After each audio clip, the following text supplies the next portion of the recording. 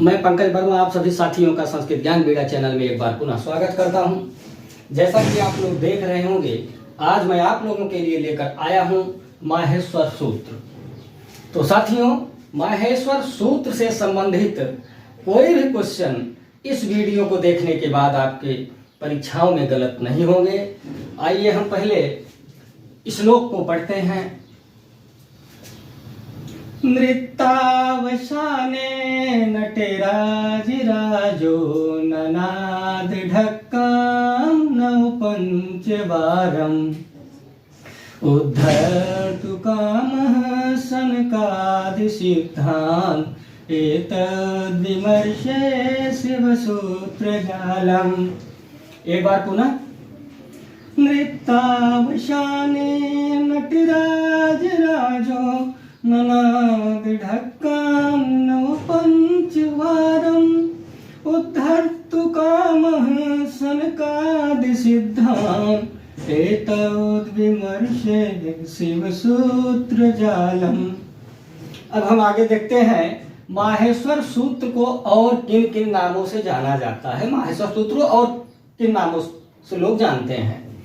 पहला नंबर, भगवान शिव के डमरू से निकलकर पाणिनि को प्राप्त होने के कारण इन्हें शिव सूत्र या माहेश्वर सूत्र के नाम से जाना जाता है। दूसरा नंबर, व्याकरण शास्त्र का प्रथम सूत्र होने के कारण इन्हें आदि सूत्र भी कहा जाता है।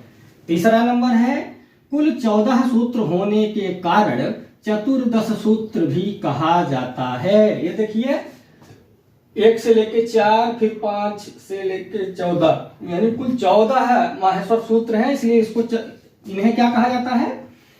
चतुर्दश सूत्र के नाम से भी जाना जाता है।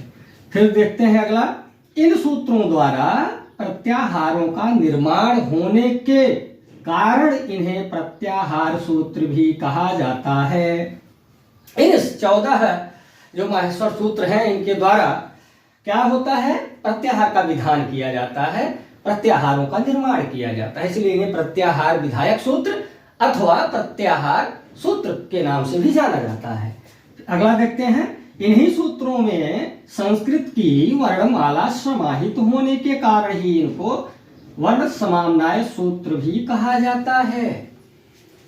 अब साथियों, हम जो 14 माहेश्वर सूत्र हैं उनका भी वाचन कर लेते हैं एक बार।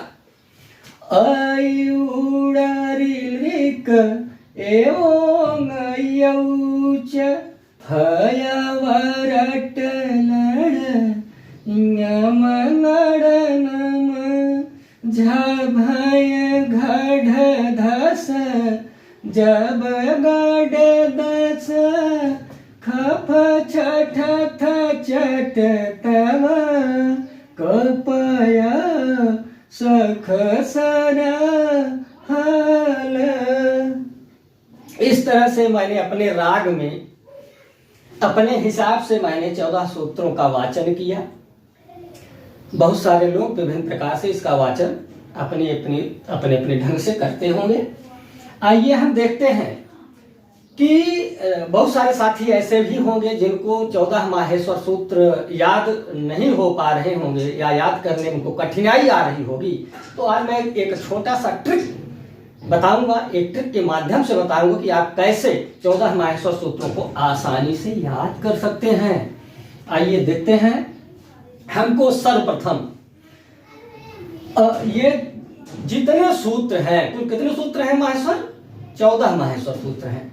इन 14 माहेश्वर सूत्रों को मैंने देखी यहाँ पे नंबरिंग कर दिया है 1 2 3 4 5 6 7 8 9 10 11 12 13 14, यानी 14 सूत्र हैं कुल। और ये देखिए, जो अच हैं जिनको आप स्वर कहते हैं, स्वरों का दूसरा नाम क्या है? अच है। क्यों अच कहा जाता है? चूंकि अच प्रत्याहार के अंतर्गत सभी संस्कृत के 9 जो स्वर वर्ण है वो परिगणित है, उनको गिना जाता है, वो उसी के अंतर्गत आते हैं। तो देखिए कि अ, यहाँ पे अ है और यहाँ पे च है, तो अच प्रत्याहार बन गया आपका। और अच प्रत्याहार के अंतर्गत जो वर्ण आते हैं उनमें प्रत्येक सूत्र का जो अंतिम वर्ण है वो हलंत वर्ण है, हल वर्ण है, उसको गिना नहीं जाता है। जैसे आई उड़ा काड़ा रिलरी क यानी अंतिम वर्ण जो हलंत जिसमें लगे हुए हैं उसको नहीं गिना जाता है, वो तो प्रत्याहार विधान करने के लिए है, प्रत्याहारों का निर्माण करने के लिए है।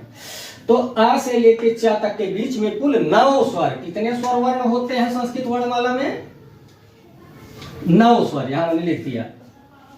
तो अच आपको याद रखना है, अच तक आपको याद कर लेना है, रट लेना है, तैयार कर लेना है चौथे सूत्र तक। फिर 5वां सूत्र जो है आपका, इस 5वें सूत्र से लेके 14 सूत्र पर्यंत, 14वें सूत्र पर्यंत तक, यानी 14 सूत्र तक व्यंजन वर्णों को आप परिगणित कर सकते हैं। हा को मैंने देखो चिन्हित कर दिया है, हा 2 बार आया है यहाँ पे, 5वें सूत्र का प्रथम वर्ण और ये 14वें सूत्र का प्रथम वर्ण, ये 2 बार हा आया है। पर इसका परिगणन कितनी बार किया जाएगा? मात्र 1 बार किया जाएगा, इसको 1 ही बार गिना जाएगा। तो कितने व्यंजन वर्ण हो जाएंगे आप काउंट करके देख लीजिएगा, 33। हा को 2 बार गिनेंगे तो 34 हो जाएंगे, लेकिन उसको 1 ही बार गिना जाएगा, इसलिए कुल व्यंजन वर्णों की संख्या कितनी है संस्कृत वर्णमाला में?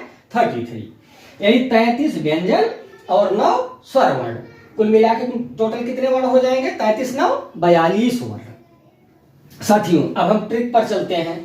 फिर यहाँ 5वें सूत्र से आपको यहाँ अच तक याद कर लेना है, फिर 5वें सूत्र का है और रट याद कर लेना है, फिर छठा लड़ याद कर लेना है। उसके बाद हमारा ट्रिक काम करेगा। यहाँ से यहाँ आप देखेंगे ये जो वर्ण है ये कौन से वर्ण है? 5वें वर्ण है, ये सभी 5वें वर्ण हैं। और ये झ भय घट धस ये कौन से वर्ण है? 4थे वर्ण है। जब घट धस ये कौन से वर्ण है? 3रे वर्ण है।